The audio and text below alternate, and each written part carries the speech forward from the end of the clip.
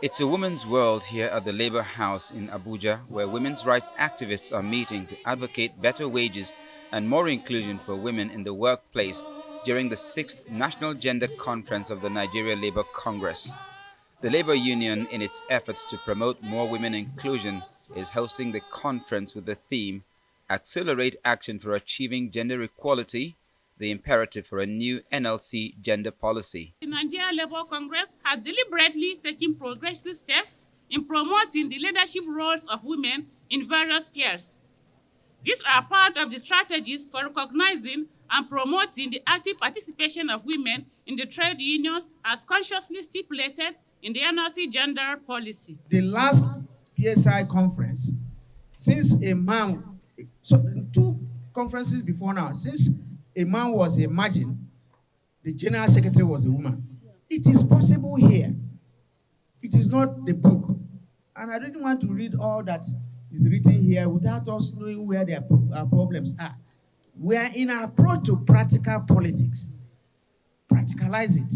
The gathering receives a virtual message from former Education Minister and rights activist Obi Ezekwesili, who emphasizes the need to mainstream gender equality in all processes of the society.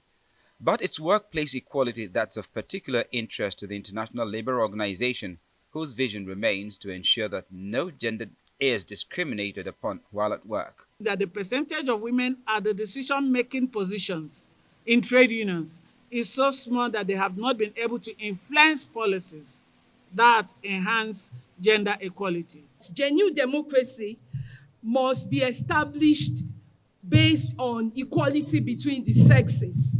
So you cannot talk about democracy without gender equality. The support to the NLC for us is as part of our goals to ensure that gender equality becomes a lived reality in the workplace. When the NLC sets the pace, government will also toe that line. That's the message from the Minister of Labour through his representative. A well-structured, inclusive gender policy within the labor movement will serve as a benchmark for other sectors and institutions inspiring broader systematic reforms.